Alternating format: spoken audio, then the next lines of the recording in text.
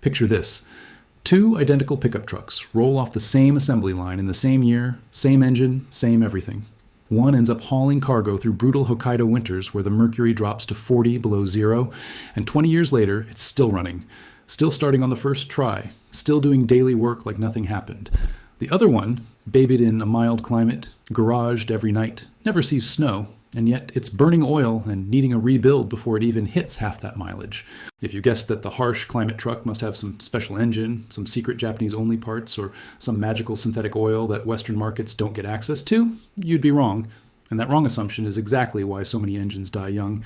The real answer has almost nothing to do with the metal itself and everything to do with what happens in the first few years of that vehicle's life, long before anyone even notices a problem. Here's the thing that surprises most people when they first hear it. The engineering quality of a Japanese engine block isn't dramatically different from what's sitting under the hood of plenty of other vehicles. Metallurgy, tolerances, and design have converged across the industry for decades now. What hasn't converged is the culture around how these vehicles are treated, especially in places where survival depends on the truck actually working every single morning. In rural Japan, and especially among commercial drivers who can't afford a single day of downtime, there's a deeply ingrained habit of treating maintenance as something you do before there's a problem, not after.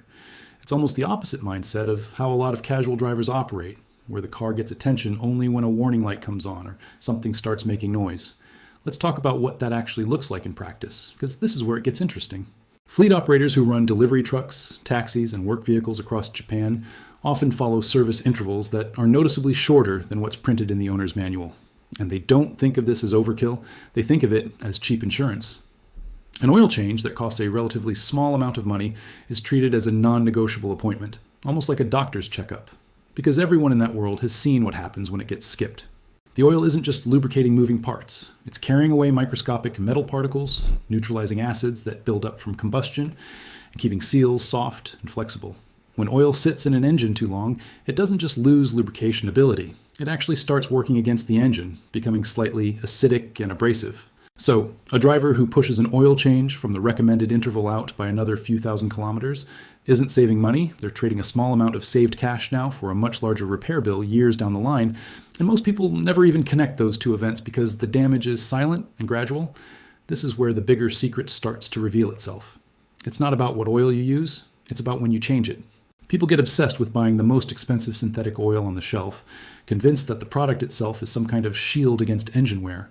But a mechanic who's been pulling apart engines for 30 years will tell you that a mid-range oil changed religiously on time will outperform a premium oil that sits in the crankcase for twice as long as it should.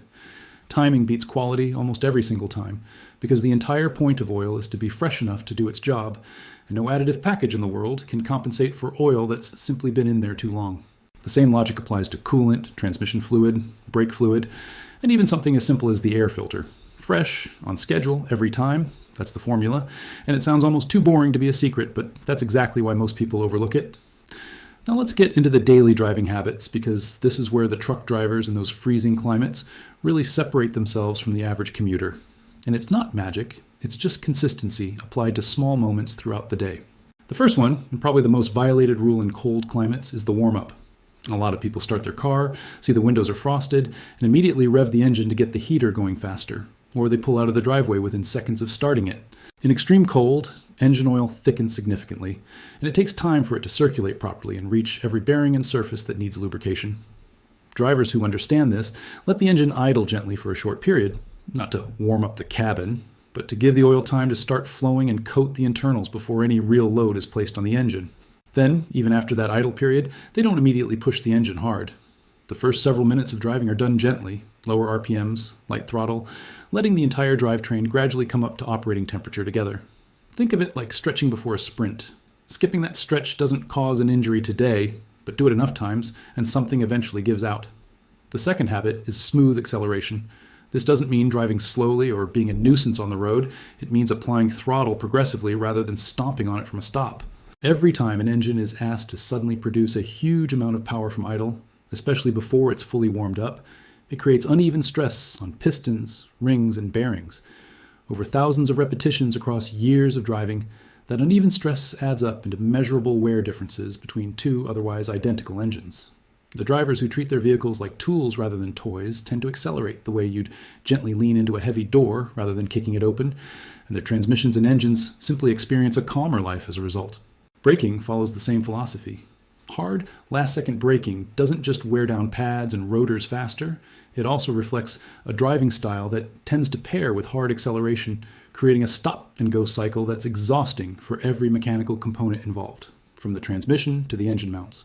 Drivers who anticipate traffic, who ease off the throttle early and let the car coast down naturally before braking, are essentially reducing the total number of high-stress events their vehicle experiences in its lifetime. It's not about being slow, it's about being smooth, and smooth is what mechanical parts love. There's another habit that's almost invisible but incredibly important, and that's the willingness to address small issues immediately rather than living with them.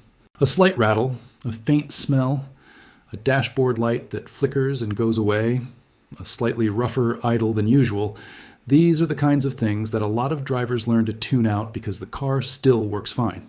But mechanics who've spent decades working on vehicles owned by meticulous long-term owners will tell you that almost every catastrophic failure they've seen had warning signs months or even years in advance. A coolant leak that starts as a tiny drip doesn't stay tiny, it gets worse, and eventually it leads to overheating. And overheating is one of the fastest ways to destroy an engine because it can warp components that took precision machinery to create in the first place. A belt that starts squeaking isn't being dramatic. It's telling you it's drying out and losing grip. And if it snaps while driving, depending on the engine design, it can cause a domino effect of expensive damage in seconds. The owners who get decades out of their vehicles are the ones who treat these small signals as the car's way of asking for help before it's too late, rather than annoyances to be ignored until they go away on their own.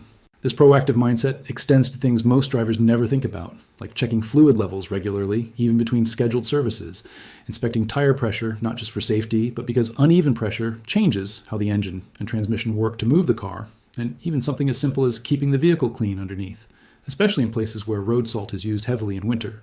Corrosion doesn't just make a car look old, it can eat through brake lines, fuel lines, and electrical connections, turning a cosmetic issue into a safety and reliability issue over time.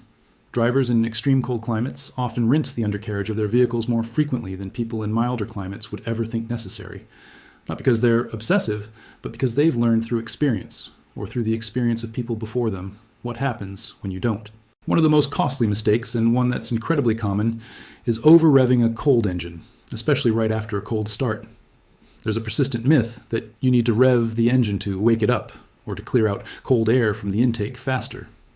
In reality, this is one of the worst things you can do to an engine in freezing temperatures, because the oil hasn't had time to fully circulate, and suddenly demanding high RPM means metal surfaces are grinding against each other with minimal protective film between them. It's like trying to sprint the moment you wake up, before your muscles have had any blood flow restored to them. The engines that survive decades of brutal winters are the ones that were never asked to perform like that before they were ready every single morning for years and years without exception. Another mistake that quietly destroys engines is ignoring service intervals when a car seems to be running perfectly fine.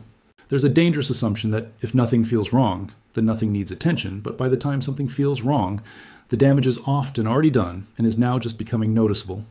Timing belts, for example, don't usually give you a warning before they fail, they just snap. And depending on the engine, that can mean the difference between a moderate repair bill and a catastrophic one that essentially destroys the engine internally. The drivers and fleet managers who never experience this aren't lucky, they're simply the ones who replace the belt based on time and mileage, exactly as scheduled, regardless of how the car felt. What ties all of this together is a mindset shift, one that moves away from reactive ownership, where the car tells you when something's wrong, toward proactive ownership, where you're staying one step ahead of the car at all times. The drivers who get the most out of their vehicles aren't necessarily smarter or wealthier, they're just consistent. They don't skip the small stuff because the small stuff feels unimportant in the moment. They understand that an engine doesn't fail because of one bad day, it fails because of hundreds of small compromises that quietly accumulate until something finally gives way. And the flip side of that is incredibly encouraging because it means anyone can apply these habits, starting today, regardless of what car they drive or where they live. You don't need a special engine, you don't need premium products, and you certainly don't need to live somewhere that hits 40 below zero to benefit from this approach.